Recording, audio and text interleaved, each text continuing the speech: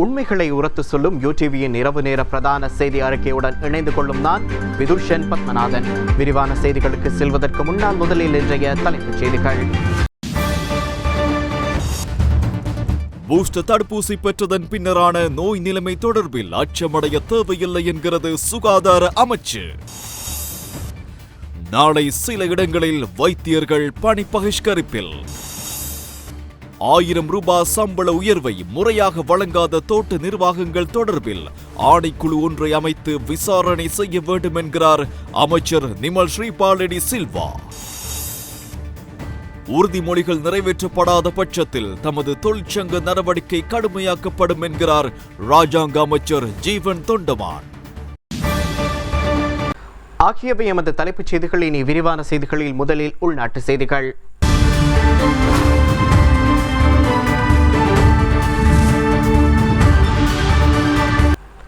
இரண்டாவது கொரோனா தடுப்பூசியை பெற்று 3 மாதங்களின் பின்னர் பூஸ்டர் எனப்படும் செயலூக்கி தடுப்பூசியை பெற்றுக்கொள்ளுமாறு ஸ்ரீ ஜெயவர்தனபுர பல்கலைக்கழகத்தின் ஒவ்வாமை நோய் எதிர்ப்பு மற்றும் மரபணு உயிரியல் நிறுவனத்தின் பணிப்பாளர் கலாநிதி சந்திம ஜீவந்தர தெரிவித்துள்ளார்.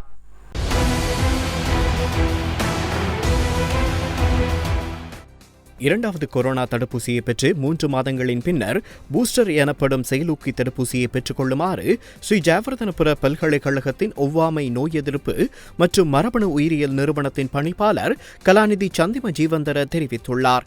இது தொடர்பில் ட்விட்டர் பதிவொன்றினை இட்டுள்ள அவர், நாட்டில் பயன்படுத்தப்படும் கொரோனா தடுப்பூசிகளினால் உருவாக்கப்படும் நோய் எதிர்ப்பு சக்தி 3 மாதங்களில் குறைவடைவதாக சுட்டிக்காட்டியுள்ளார்.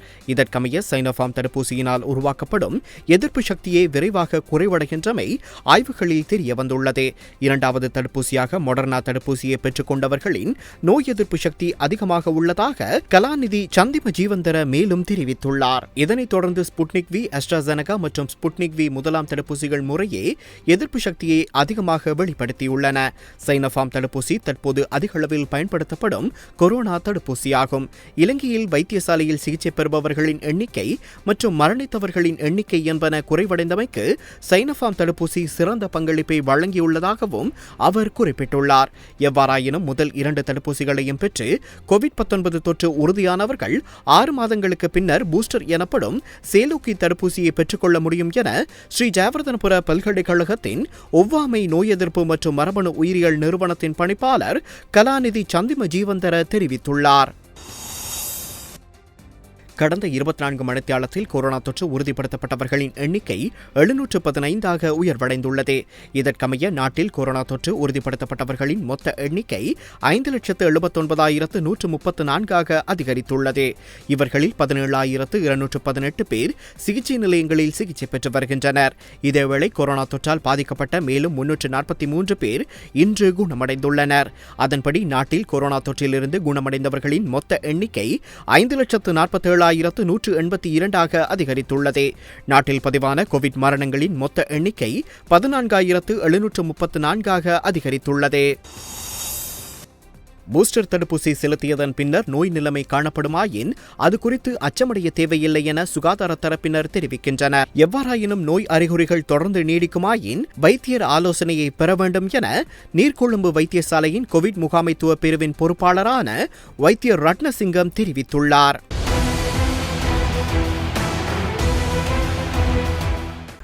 மன்னார், திருகோணமலை, நுவரெலியா, ரத்னபுரி மற்றும் பொலனறுவை மாவட்டங்களில் அரச வைத்தியசாலைகளின் வைத்தியர்கள் நாளை காலை 8 மணி முதல் 24 மணித்தியால அடையாள பணி பகிஷ்கரிப்பில் ஈடுபட உள்ளனர். என்னவெனில், இவ்வாறு சுகாதார செயலாளர் ராணுவ மனநிலையில் செயற்படுவதனால் சில மாவட்டங்களில் அதேபோன்று பல வைத்தியசாலைகளில் பல சுகாதார நிலையங்களில் வைத்தியர்களுக்கான பற்றாக்குறை ஏற்பட காத்திருக்கின்றது. ஆகவே இந்த நிலையை அறிந்து இந்த பற்றாக்குறை ஏற்படும் மாவட்டங்களான ரத்னபுரி மாவட்டம், நுவரெலியா மாவட்டம், பொலனறுவை மாவட்டம், திருகோணமலை மாவட்டம், மன்னார் மாவட்டம் ஆகிய மாவட்டங்களில் இருக்கின்ற வைத்தியசாலைகளில் சுகாதார நிலையங்களில் நாளை காலை 8 மணியிலிருந்து தொழிற்சங்க நடவடிக்கை செல்வதற்காக அரசு மருத்துவ அதிகாரிகள் சங்கம் தீர்மானித்திருக்கின்றது. ஆகவே இவ்வாறு தொழிற்சங்க நடவடிக்கைக்கு செல்லும் பொழுது ஏற்படும் நோயாளிகளுக்கு ஏற்படும் அசௌகரியங்களுக்கு சுகாதார அமைச்சில் இருக்கின்ற உயர் அதிகாரிகளை பொறுப்பேற்க வேண்டும். குறிப்பாக இராணுவ மனநிலையில் செயற்படுகின்ற சுகாதார செயலாளர்களே பொறுப்பேற்க வேண்டும். அதாவது சுகாதார அமைச்சு என்பது நாட்டில் உள்ள வைத்தியர்கள், அதே போன்று சுகாதார ஊழியர்கள், அதே போன்று நாட்டில் இருக்கின்ற நோயாளிகள், மக்கள் என்பனவற்றை கருத்தில் கொண்டு செயற்பட வேண்டும். தனியே இராணுவ சுகாதாரத்தை மாத்திரம் அறிவைக் கொண்டு இவற்றை முகாமத்துவம் செய்ய முடியாது. இராணுவ மனநிலையை கொண்டு இந்த சுகாதார அமைச்சை நிர்வகிக்க முடியாது. ஆகவே சுகாதார செயலாளருக்கு நாங்கள் விடுக்கும் எச்சரிக்கை என்னவெனில், சரியான முறையில் பங்காளிகளை கூட்டி, இடமாற்ற சபையை கூட்டி, இடமாற்ற சபையிலே உரிய பங்காளிகளின் அனுமதியின் பிற்பாடு இடமாற்ற பட்டியலை, நியமன பட்டியலை வெளியிட வேண்டும். ஆனால் இவ்வாறு இடமாற்ற பங்குதாரர்களை உதாசீனம் செய்து தன்னிச்சையான முறையில் இந்த பட்டியலை வெளியிடும் பொழுது பல்வேறுபட்ட சுகாதார நிலையங்கள், வைத்தியசாலைகளிலே வைத்தியர்களுடைய பற்றாக்குறை நிலவருக்கு சாத்தியக்கூறு இருக்கின்றன. இந்த பற்றாக்குறையினால் நோயாளிகளே இந்த அசௌகரியங்களுக்கு முகம் கொடுக்க வேண்டும். ஆகவே சுகாதார செயலாளரால் இந்த தன்னிச்சையான செயற்பாடின் காரணமாக யார் பாதிக்கப்பட போவது? நோயாளிகளே அதிகம் பாதிக்கப்பட போகின்றார்கள்.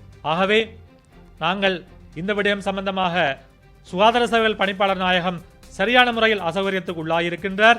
அவர் எந்தவித செயற்பாடுகளும் செய்ய முடியாத நிலைக்கு தள்ளப்பட்டிருக்கின்றார். இந்த நிலையை சரி செய்து, இந்த நியமன பட்டியலை சரி செய்து, மீண்டும் பங்காளிகளை கூட்டி சரியான விதத்தில் ஒருமித்த கருத்துப்பாட்டுடன் இந்த நியமன பட்டியலை வெளியிட வேண்டும் என்று அரசு மருத்துவ அதிகாரிகள் சங்கம் கோரி நிற்கின்றது. 1000 ரூபாய் சம்பள உயர்வை முறையாக வழங்காத தோட்ட நிர்வாகங்கள் தொடர்பில் ஆணைக்குழு ஒன்றை அமைத்து விசாரணை செய்யுமாறு தொழில் ஆணையாளரிடம் தொழில் அமைச்சர் நிமல் சிறிபாலடி சில்வா வலியுறுத்தியுள்ளார்.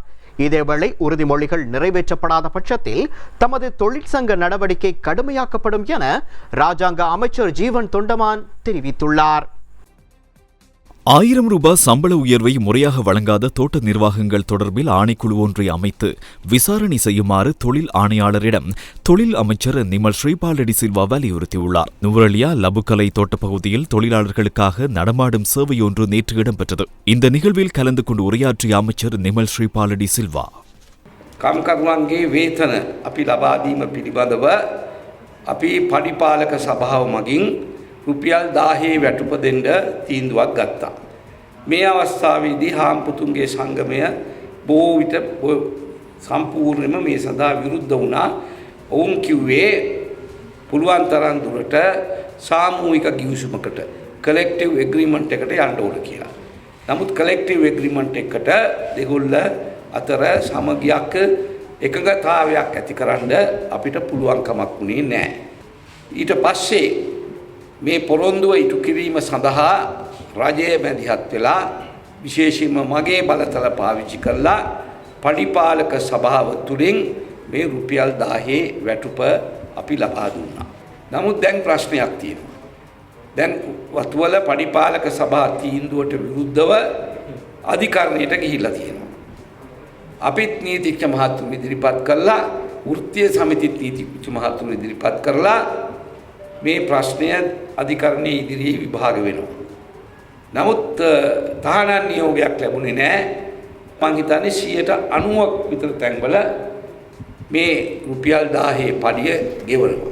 கூட்டு ஒப்பந்தம் ஏற்படுத்திக் கொள்ளப்படாமைக்கு தொழிற்சங்கங்களும் முதலாளிமார் சம்மேளனமும் உடன்படவில்லை. அதற்கான பொறுப்பை அந்த இரு தரப்பும் ஏற்றுக்கொள்ள வேண்டும். 1000 ரூபாய் சம்பள உயர்வை வழங்க நீதிமன்றத்தால் தடை உத்தரவு வழங்கப்படவில்லை. அதனால் அந்த உத்தரவை செயற்படுத்த முதலாளிமார் சம்மேளனம் கட்டுப்பட்டுள்ளது. அதற்கமைய 90% தோட்டங்களில் 1000 ரூபாய் வழங்கப்பட்டு வருகின்றது. ஆனால் சில தோட்டங்களில் பல்வேறு பிரச்சினைகளை தோட்ட தொழிலாளர்கள் சந்தித்து வருவதாக எமக்கு முறைப்பாடுகள் கிடைத்துள்ளன. அதாவது 1000 ரூபாவை பெற வேண்டுமானால் அதிகமான கிலோ கொழுந்தை பறிக்க வேண்டும் என தொழிலாளர்கள் நிர்பந்திக்கப்படுகின்றார்கள். எனவே தொடரும் அவ்வாறான பிரச்சினைகளை தீர்ப்பதற்காக நாம் தற்போது புள்ளி விவரங்களை சேகரித்து வருகின்றோம். ஆகவே 1000 ரூபாய் சம்பள உயர்வை முறையாக வழங்காத தோட்ட நிர்வாகங்கள் தொடர்பில் ஆராய விசேட ஆணையாளர் ஒருவரை நியமிக்குமாறு தொழில் ஆணையாளரை கேட்டுக் கொள்கின்றேன். இது தொடர்பில் கிடைக்கும் முறைப்பாடுகள் குறித்து விசாரிக்கப்பட வேண்டும். அதனூடாக தொழிலாளர்களின் பிரச்சினைகளுக்கு தீர்வை பெற்றுக் கொடுக்க வேண்டும். அதேபோல் மேன்முறையீட்டு நீதிமன்றத்தின் தீர்ப்பையும் எதிர்பார்த்துள்ளோம். அதனூடாக தேவைப்படின் விசேட சட்டமூலம் ஒன்றையும் பாராளுமன்றத்தில் கொண்டுவர எதிர்பார்க்கின்றோம். அந்த சட்டமூலத்தினூடாக 1000 ரூபாய் சம்பள உயர்வையும் அதனை முதலாளிமார் சம்மேளனம் எவ்வாறு வழங்க வேண்டும் என்பது குறித்தும் ஆராய்ந்து இந்த பிரச்சினைக்கு நிரந்தர தீர்வை பெற்றுக் கொடுப்பதற்கு நாங்கள் முயற்சிக்கின்றோம். தற்போது தேயிலை தோட்டங்கள் உரிய முறையில் பராமரிக்கப்படுவதில்லை. அதேபோல் பெருந்தோட்ட பொருளாதாரத்தை சக்திமயப்படுத்த எந்தவொரு நடவடிக்கையும் எடுக்கப்படவில்லை. ஆகவே நாம் புதியதொரு சட்டமூலத்தை கொண்டு வந்துள்ளோம். அதாவது தரிசு நிலங்களை அரசாங்கம் பொறுப்பேற்கும் வகையிலான சட்டமூலம். அதற்கமைய தேயிலை ரப்பர் உற்பத்திகளை மேம்படுத்த நடவடிக்கை எடுக்காத பட்சத்தில் அவற்றை அபிவிருத்தி செய்ய மேலும் 6 மாத கால அவகாசம் வழங்கப்படும். அப்படியும் அவற்றை அபிவிருத்தி செய்ய தவறினால் அதனை அரசாங்கம் பொறுப்பேற்று அபிவிருத்தி செய்யக்கூடிய இயலுமை உள்ளவர்களுக்கு வழங்கும். அதாவது பெருந்தோட்ட மக்களுக்கு, தொழில்முறைகளுக்கு வழங்கப்படும்.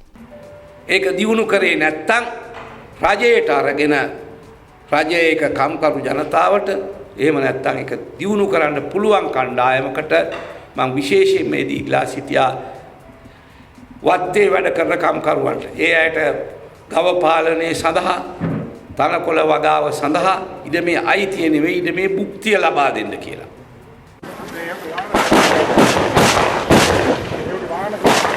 இதேவேளை நிர்வாகங்களின் கெடுபிடிகளுக்கு எதிராகவும் தமது தொழில் உரிமைகள் பாதுகாக்கப்பட வேண்டும் என வலியுறுத்தியும் அக்ரபத்தன தோட்ட நிறுவனத்துக்குட்பட்ட தோட்டங்களின் தொழிலாளர்கள் கடந்த 7 நாட்களாக பணிப்புறக்கணிப்பில் ஈடுபட்டனர். இதற்கு இலங்கை தொழிலாளர் காங்கிரஸ் உள்ளிட்ட அனைத்து தொழிற்சங்கங்களும் தொழிலாளர்களின் இந்த நடவடிக்கைக்கு ஆதரவு தெரிவித்திருந்தனர். தொழிலாளர்கள் நாளை முதல் பணிக்கு திரும்புவார்கள் எனவும் நிர்வாகத்திடம் எழுத்து மூல உத்தரவாதம் கோரப்பட்டுள்ளதாகவும் ராஜாங்க அமைச்சர் ஜீவன் தொண்டமான் தெரிவித்துள்ளார். இருந்தபோதிலும் உறுதிமொழிகள் நிறைவேற்றப்படாத பட்சத்தில் தமது தொழிற்சங்க நடவடிக்கை கடுமையாக்க என மக்களுடனான சந்திப்பின் பின் ஊடகங்களுக்கு கருத்து தெரிவித்த போது அவர் நேற்று இதனை தெரிவித்தார். நாங்கள் அக்ரபத்திரம் மற்றும் டாயகமுக்கு விஜயம் எடுத்திருந்தோம். காரணம் என்னன்னா, கடந்த 7 நாட்களாக நீங்கள் கேள்விப்பட்டிருப்பீங்க, அக்ரபத்திரம் மற்றும் பிரதேசத்தில் நாங்கள் வந்து வேலை நிறுத்தத்தில் ஈடுபட்டிருந்தோன்னு. ஆனால் இது யாரையும் பாதிக்காமல், எந்தவித பாதிப்பும் உருவாக்காமல் எல்லாரையும் நாங்கள் அவங்கவுங்க வீட்டில் தான் இருக்க சொன்னோம். இதுக்கு முக்கியமான காரணங்கள் என்னன்னு பார்த்தீங்கன்னா, வேலை இந்த கம்பெனியை வந்து நாங்கள் வந்து என்றைக்கும் எங்களுக்கு ஒரு கொள்கை இருக்குது, கம்பெனி பேரை சொல்லக்கூடாது, கம்பெனியை அசிங்கப்படுத்தக்கூடாது, நிர்வாகத்தை வந்து கேவலம் பேசக்கூடாது. ஆனால் இன்றைக்கி நாங்கள் வந்திருக்க நிலைமை அப்படி தான். அக்ரபத்திரம் பிளான்டேஷன், அதாவது லாங்கம் கம்பெனிக்கு அடியில் இயங்குகிற அக்ரபத்திரம் பிளான்டேஷன் வந்து மக்களும் ரொம்ப மோசமான நிலைமையில் நடத்திட்டு இருக்காங்க. இது இன்றைக்கி நேற்று இல்லை, இது பல வருஷமாக அப்படி பண்ணிகிட்டு இருக்காங்க. ஆனால் ஒவ்வொரு வருஷமும் நாங்களும் பேசி அவங்கள்ட்ட இருந்து உத்தரவாதம் வாங்குவோம். ஆனால் அவங்க அதை ஃபாலோ பண்ணதும் இல்லை. நாங்கள் வந்து அதனால தான் இந்த தடவை ஒரு முடிவு எடுத்தோம். இந்த 1 வருஷம் நாங்கள் வந்து அமைதியாக இருந்தோம், தொழிற்சங்க ஆர்ப்பாட்டத்திலலாம் ஈடுபடாமல். ஏன்னா நாங்கள் மாற்று தொழிற்சங்க ஏனைய தொழிற்சங்கத்துக்கு ஒரு வாய்ப்பு தந்தோம் மக்களோட பிரச்சனையை முடிக்க. ஏன்னா கூட்டப்பந்தம் இல்லை தானே, ஆனால் அவங்க முடிக்கிற மாதிரி தெரியல. அதனால தான் இந்த தடவை நாங்கள் வந்து ஒரு முன்னுதாரணமாக இருந்து நாங்கள் வந்து இந்த பிரச்சனையை முடிக்கிறதுக்கு ஒரு வேலை நிறுத்த ஆர்ப்பாட்டத்தை முடிவு செஞ்சோம். உண்மைக்கும் இங்கே இருக்க அனைவருக்கும் நான் நன்றி சொல்லி ஆகணும். ஈத்தோக்காவோட அங்கத்தவர்கள் மட்டும் இல்லை, ஈத்தோக்காவோட தலைவர் தலைவிகள் மட்டும் இல்லை, அனைத்து கட்சி அனைத்து தொழிற்சங்க தலைவர் தலைவிகளும் இதுக்கு ஆதரவு தந்திருந்தாங்க. அவங்களோட தலைமத்துவம் ஆதரவு தந்தாங்களா இல்லையான்னு எனக்கு தெரியாது, ஆனால் அடிமட்டத்தில் அவங்க ஆதரவு தந்துருந்தாங்க. அதுக்கு என்னோட மனமார்ந்த நன்றி தெரிவிச்சுக்கிறேன். எனக்கு தெரிஞ்ச ஒரு பாராளுமன்ற உறுப்பினர் எதிர்த்தரப்பில் இருக்கவர் வந்து சொல்லியிருந்தார், இது வந்து நாங்கள் நாடகம் ஆடுறோன்னு. நாங்கள் வந்து நாடகம் ஆடுறோன்னா நாங்கள் வந்து பாருங்கள், மக்களை வந்து எந்த விதமான கஷ்டத்துலையும் போடல. கடைசியில் மக்களை வந்து 6 தடவை ரோட்டுக்கு இறக்கி கரோனாவை பரப்புனது நாங்கள் கிடையாது. அது யாருன்னு மக்களுக்கும் தெரியும். அதை பற்றி நாங்கள் பேச விரும்பல. ஏன்னா எங்களை பொறுத்த வரைக்கும் இந்திய வம்சாவளி தமிழர்களை பற்றி நாங்கள் பேசுறதை குறைக்கலான்னு முடிவு பண்ணியிருக்கோம். அதாவது அவங்களோட பிரதித்துவத்தை பற்றி பேசுறதை நாங்கள் குறைக்கலான்னு முடிவு பண்ணியிருக்கோம். மக்கள் எங்களை பாராளுமன்றத்துக்கு அனுப்பியிருக்காங்க, மற்றவங்களை திட்டுறது கிடையாது, குறை சொல்கிறது கிடையாது, அவங்களோட பிரச்சனைகளை எடுத்து பேசுறதுக்கு. இன்றைக்கி அக்ரபத்திரம் பிளான்டேஷனை பார்த்தீங்கன்னா EPF ETF கிட்டத்தட்ட 3000 சொச்ச நபர்களுக்கு தராமல் இருந்திருக்காங்க. அதில் சில பேர் இறந்தும் போயிருக்காங்க. அவங்களுக்கும் நியாயம் கிடைச்சாகணும். அதே மாதிரி 180 நாள் தாண்டி நிறையா பேர் வந்து பதிவு செய்யாமல் வச்சுருக்காங்க. அவங்களையும் பதிவு செய்யுமாறு நாங்கள் வந்து ஒரு கோரிக்கை விட்டுருந்தோம். அது மட்டும் இல்லாமல் நிறைய இடத்துல பார்த்தீங்கன்னா 5 கிலோ ஒரு நிலவைக்கு குறைச்சிட்ருக்காங்க. அப்படி பார்த்தா ஒரு நாளைக்கு 15 கிலோ குறைச்சிருக்காங்க. இந்த 15 கிலோ எங்கே போகுது, யாருக்கு போகுதுன்னு அதுவும் தெரிஞ்சாகணும். அதே மாதிரி இன்றைக்கி சில இடத்துல பார்த்தீங்கன்னா 20 கிலோ கட்டாயம் பறிக்கணும்னு சொல்லியிருக்காங்க. அது மட்டும் இல்லாமல் சர்வீஸ் கிராட்டுவிட்டி தரல. தரிசு நிலங்களை இளைஞர்களுக்கு தரேன்னு சொல்லிட்டு வெளியாளங்களுக்கு தந்திருக்காங்க, இளைஞர்களுக்கு தரல. அதே மாதிரி நாங்கள் வந்து பல்வேறு வேலை திட்டங்களை கொண்டாடலான்னு இருந்தோம், வீடு திட்டம் குறிப்பாக கொண்டாடலான்னு இருந்தோம்.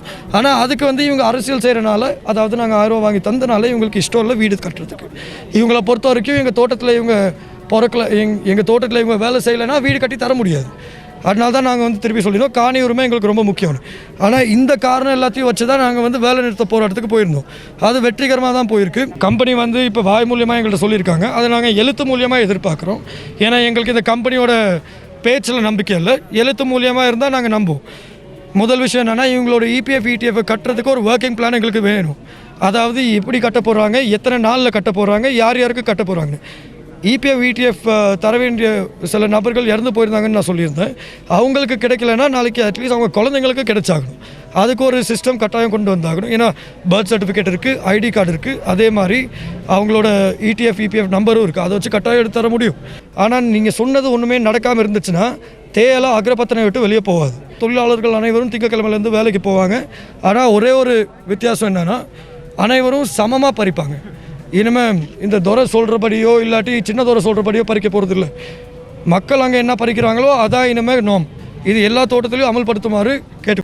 யுத்தத்தால் பாதிப்படைந்த வவுனியா பிரதேச செயலக பிரிவிற்குட்பட்டவர்களுக்கான இழப்பீடுகள் மாவட்ட அபிவிருத்தி குழு தலைவரும் வன்னி மாவட்ட நாடாளுமன்ற உறுப்பினருமான திலீபனால் வழங்கி வைக்கப்பட்டது.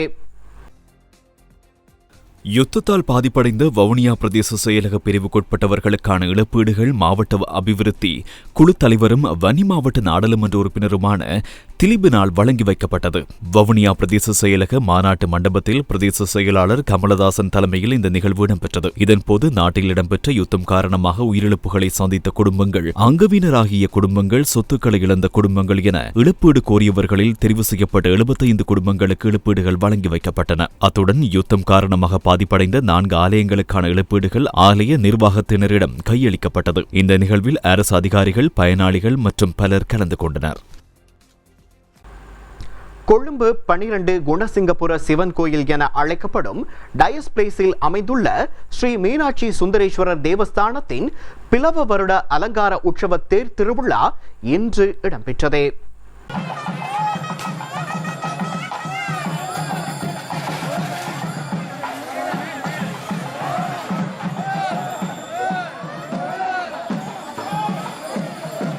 கொழும்பு டயஸ் பிளேஸில் அமைந்துள்ள ஸ்ரீ மீனாட்சி சுந்தரேஸ்வரர் தேவஸ்தானத்தின் பிளவ வருட அலங்கார உற்சவ தேர் திருவிழா இன்று இடம்பெற்றது. தேவஸ்தானத்தின் தலைவர் செல்வநாயகம் மற்றும் செயலாளர் முரளிதாஸ் ஆகியோரின் வழிநடத்தலில் பல நூற்றுக்கணக்கான பக்தர்களின் பங்களிப்புடன் பூஜை வழிபாடுகளை தொடர்ந்து தேர் திருவிழா இடம்பெற்றது. கொரோனா நோய் காரணமாக அதிகமான மக்கள் வீடுகளிலேயே தமது பூஜை வழிபாடுகளை மேற்கொண்டு வந்திருந்த நிலையில் மிகவும் பக்திபூர்வமாக அலங்கார உற்சவத்தில் கலந்து கொண்டிருந்தமை குறிப்பிடத்தக்கது.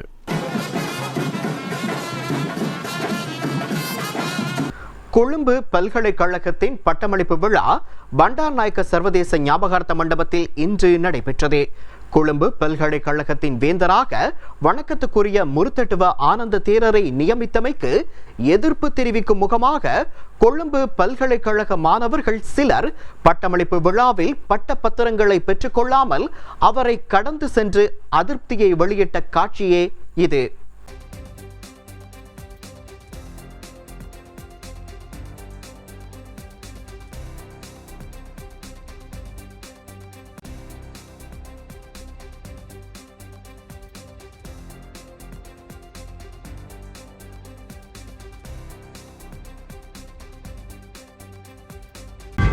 இத்துடன் எமது செய்தி அறிக்கைகள் யாவும் நிறைவடைந்தன. மீண்டும் எமது பிரதான செய்தி அறிக்கையினை நாளை இரவு 7:30 மணிக்கு எதிர்பாருங்கள். யூடிவியின் நிகழ்ச்சிகளையும் செய்திகளையும் உடனுக்குடன் தெரிந்து கொள்ள எமது யூடியூப் தளத்தினை சப்ஸ்கிரைப் செய்து கொள்ளுங்கள்.